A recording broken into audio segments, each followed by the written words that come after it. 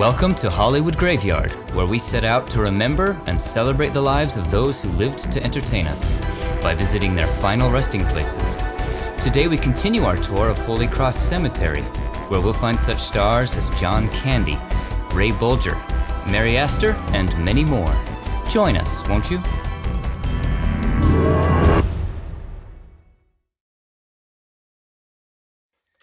Continuing our tour of Holy Cross Cemetery, we'll be visiting the mausoleum and the grounds surrounding it.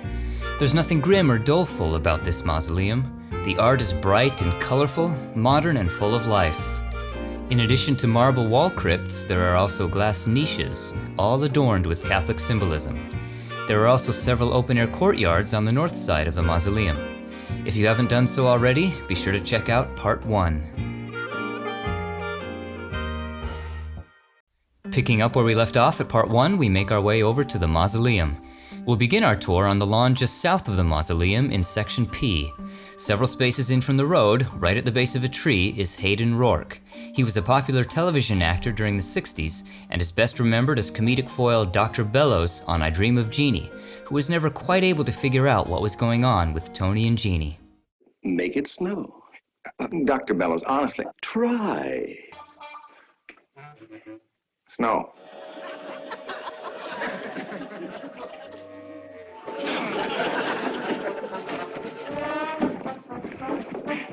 I'm sorry about all this, sir. I'm sure it was all a coincidence. Snow. He appeared in many other TV series of the era, including I Love Lucy, The Twilight Zone, and Perry Mason. Across the street to the east is Section N. Right next to the road is Allison Hayes. She was an actress and model popular in many B films of the 1950s, including The Undead and Attack of the 50-Foot Woman.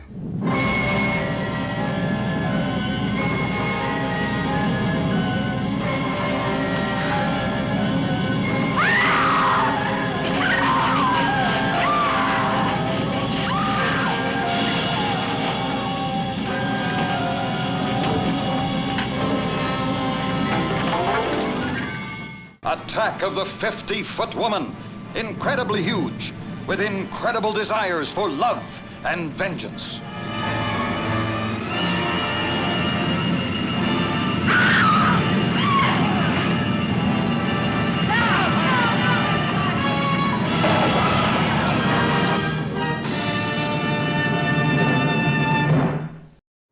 Her health began to deteriorate in the 60s when she discovered that calcium supplements she'd been taking contained extremely high levels of lead, and that she was suffering from lead poisoning. She was diagnosed with leukemia and died a few years later at just 46. Motivated by her situation, the FDA amended laws governing the importation of nutritional supplements. Back 4 rows, several spaces north, is Jean Acker. She was an actress whose career began in the silent era. Her notoriety doesn't come from her acting, however, but her love life. In 1919, she met an aspiring actor named Rudolph Valentino. They married after a whirlwind 2-month courtship, but on their wedding night she locked him out, quickly regretting the marriage as a big mistake. She fled and the two were granted a divorce 2 years later. When asked why she married Valentino, she said, quote, "It was simply a case of California, the glamour of the Southern California moonlight, and the fascinating lovemaking of the man." She also had many lesbian lovers, including actress Alla Nazimova. Jean was her protege. Later in life, she met Ziegfeld Follies girl Chloe Carter, who would become her life partner. They're buried here next to each other. Back 1 row, just south, is Daws Butler, one of Hollywood's favorite cartoon voices. He worked mainly with Hanna-Barbera, voicing such characters as Yogi Bear, Huckleberry Hound, Wally Gator, and Elroy Jetson. Maybe this'll teach my folks to believe me. When I'm rich and famous, they'll be sorry. Yeah, I'm hungry. Hungry already? Okay, I brought some food for us. Now, which one do you want? We got a ham and cheese capsule, a fried egg capsule, a chicken chow mein pill. Pick one. Oh, what'd you do that for, Astro? That was supposed to last us for a whole week. He was also the original voice of Cap'n Crunch. North several spaces along this same row is the king of comedy, Mack Sennett.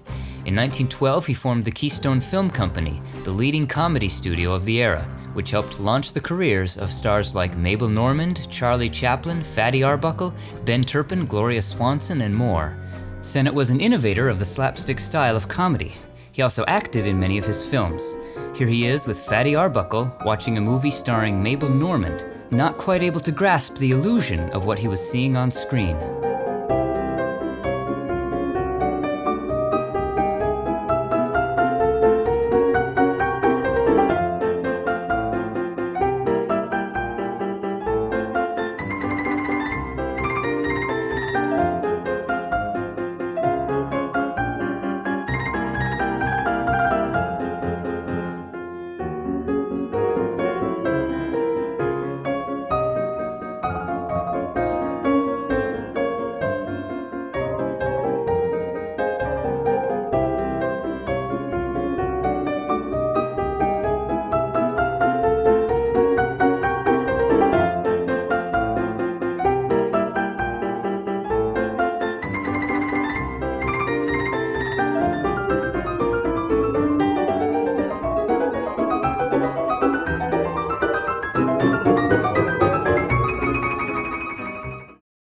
One row up and several spaces north is actress Mary Astor. Her career began as a teen in the silent era, and she transitioned smoothly into the talkies. She won an Oscar for her role in the 1941 film The Great Lie, and also starred in the noir classic The Maltese Falcon. You've got to trust me, Mr. Spade. Oh, I'm so alone and afraid. I've got nobody to help me if you won't help me. Be generous, Mr. Spade. You're brave, you're strong. You can spare me some of that courage and strength, surely. Help me, Mr. Spade. I need help so badly. I've no right to ask you. I know I haven't, but I do ask you. Help me. You won't need much of anybody's help. You're good. It's chiefly your eyes, I think, and that throb you get in your voice when you say things like, be generous, Mr. Spade. I deserve that. Her memoir, A Life on Film, became a bestseller. She once famously summed up her career with the quote, "There are 5 stages in the life of an actor. Who's Mary Astor? Get me Mary Astor. Get me a Mary Astor type. Get me a young Mary Astor. Who's Mary Astor?" Let's make our way over to the mausoleum, shall we? Beautiful, isn't it? Recently repainted, too. Heading into the main entrance, low on the wall to the left we find the crypt of Ray Bolger. In our last tour, we visited the Tin Man. Here we find the Scarecrow. Ray Bolger played the part of the beloved bumbling man of straw in the 1939 film The Wizard of Oz. What would you do with a brain if you had one? Do? Why, if I had a brain, I could while away the hours, conferring with the flowers, consulting with the rain. And my head I'd be scratching while my thoughts were busy hatching if I only had a brain. Other film roles include The Great Ziegfeld and Babes in Toyland. Heading further into the mausoleum, to the right of the dome, is Joan Davis. She was a comedic actress seen on stage, film, radio, and television. She is perhaps best remembered for her role in the TV series I Married Joan. She can also be seen in films like Abbott and Costello's Hold That Ghost. Right next to Joan is singer Mario Lanza. He was an Italian tenor known as the singing Clark Gable for his good looks and powerful voice. After seeing Lanza perform at the Hollywood Bowl, MGM head Louis B. Mayer signed him to a film contract. His films include The Toast of New Orleans, which featured the best-selling song Be My Love, The Great Caruso, and Because You're Mine, featuring the Oscar-nominated song of the same name. Because you're mine, the brightest star I see looks down my love and envies me. Because you're mine, because you're mine. He was a bright star who burned out too quickly, dying of a heart attack at the age of 38. Heading back the way we came, we turn left before the entrance, then right at the statue. At the end of the first corridor on the left, high on the wall, is Spike Jones.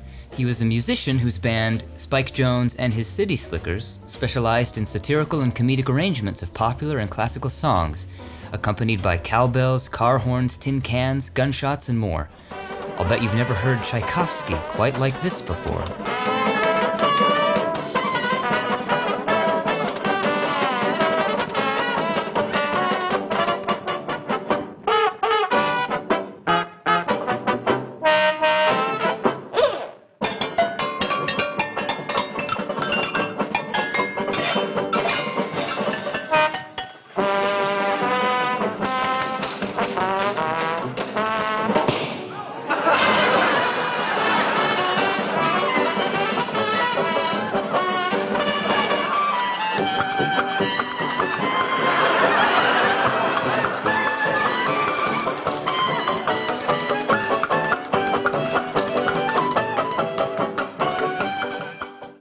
Continuing down this corridor, we turn right into room 7.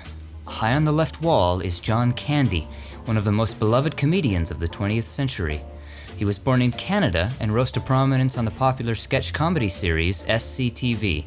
His work on the show earned him 2 Emmys.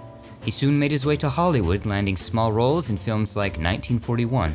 As his star rose, he landed prominent and leading roles in films like Uncle Buck, and as the lovable Barf on Spaceballs.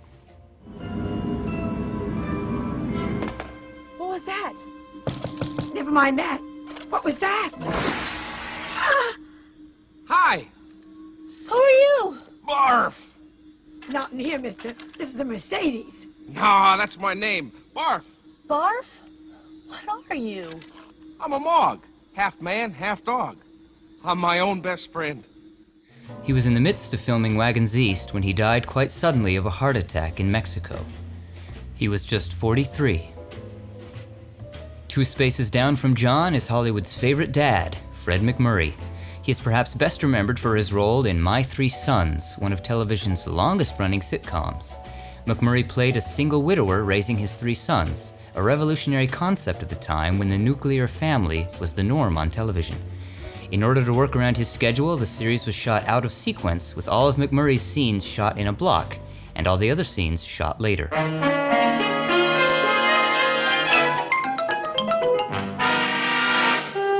My 3 Sons. Starring Fred MacMurray and his bub William Frawley. He also starred in the Billy Wilder noir classic, Double Indemnity. Entombed alongside Fred is his wife, June Haver, who was an actress in the 40s and 50s. She was groomed by 20th Century Fox to be the next Betty Grable, though she never achieved the same level of success as Betty. Her films include Look for the Silver Lining with Ray Bolger, who we visited earlier, and The Dolly Sisters. She retired from show business in the 1950s. Heading back to the entrance, let's continue on to the other side of the mausoleum to Block 4. Near the end on the right wall is the crypt of Ned Washington. He was a songwriter and lyricist whose songs were featured in films and TV shows from the 20s through the 60s. He was nominated for 11 Academy Awards in his career, winning twice. You'll recall our tour of Valhalla when we visited Lee Harline, the man who composed the music for When You Wish Upon a Star. Ned wrote the lyrics. Other songs include Rawhide, High Noon, and Baby Mine from Dumbo. Baby mine, don't you cry. Baby mine, dry your eyes. Rest your head close to my heart, never to part, baby of mine. For our last stop, we'll be heading out to one of the open courtyards behind the mausoleum. The easiest way to find it is to head back outside to the east side along the road, then head into the second courtyard. In a room of niches to the left, low on the wall, is child actress and Disney legend Virginia Davis. Before Mickey Mouse, young Virginia was the star of the Walt Disney Company, playing Alice in a series of live-action hybrid shorts called the Alice Comedies. She began working for Walt in 1924 at his Laugh-O-Gram studio while still in Kansas City. When Disney moved out to LA, he convinced Davis and her family to come along to continue making the Alice Comedies. The success of these short films paved the way for Oswald the Lucky Rabbit, Mickey Mouse, and all the rest. Here she is with a very young Walt Disney, watching them draw their funnies.